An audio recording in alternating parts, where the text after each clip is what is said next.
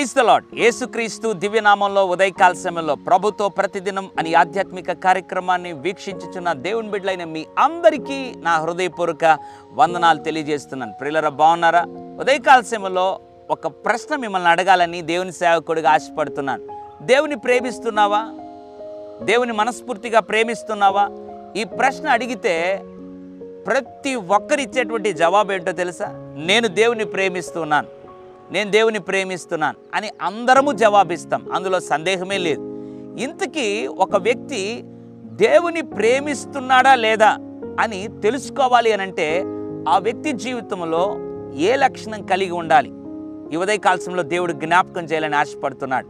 ఈ లక్షణము కనుక మనలో లేకపోతే అంట దేవుని ప్రేమిస్తున్నాము అని చెప్పుకున్నా లేదా ప్రేమిస్తున్నామని భ్రమపడుతూ ఉన్నా ఏవి కూడా మన జీవితంలో ఉపయోగం లేదు.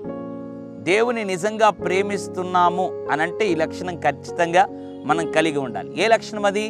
1 యోహాను పత్రిక 5వ అధ్యాయం 3వ వచనం, మనం ఆయన ఆజ్ఞలను గైకొనుటయే దేవుని ప్రేమించుట. Praise the lord. ఎంత అద్భుతమైన వాగ్దానం! మనమంట ఆయన ఆజ్ఞలను గైకొనుటయే దేవుని ప్రేమించుట. వాక్యం విని విడిచిపెట్టే వరంగా ఉండకూడదు. ఆ వాక్యమును గైకొని ఆ రీతిగా జీవించే అనుభవం కనుక మనకుంటే అదే అంట దేవుని ప్రేమించుట. ఆయన వాక్యమును గైకొనుటయే దేవుని ప్రేమించుట. చాలామంది వాక్యాన్ని ప్రేమించరు.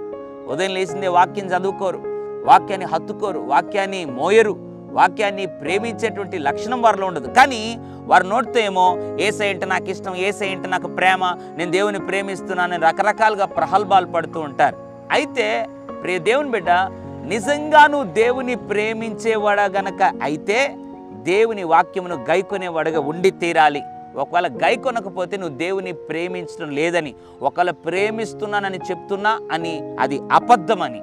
కాబట్టి ఉదయకాల సమయంలో ఇటువంటి దేవుని ఆజ్ఞలను లేదా వాక్యాన్ని గై కొనకుండా ఉండేటువంటి లక్షణం నీకు గనక ఉంటే దాన్ని పక్కన పెట్టి విడిచిపెట్టి ఇది మొదలుకొని దేవుని ఆజ్ఞలను గైకొనే, వాక్యాన్ని గైకొనే మనస్సును దయచేపరమని ప్రార్థన చేసి ఆ రీతిగా జీవించగలిగితే నిశ్చయముగా నువ్వు దేవుని ప్రేమించబడబోతావు. పరిశుద్ధుడా, ప్రేమగల తండ్రి, నీకు వందనాలు.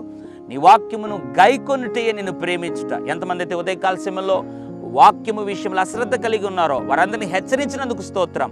ప్రభా, మేమందరం ప్రభా వాక్యమును వినేవారముగా మాత్రం కాకుండా గైకొని జీవించే వారముగా ఉంచి తద్వారా నిన్ను ప్రేమించే వారికి లోకంలో నిలబడుతూ కృప చూపమని యేసు నామములో ప్రార్థిస్తున్నాను తండ్రి. ఆమెన్. God bless you.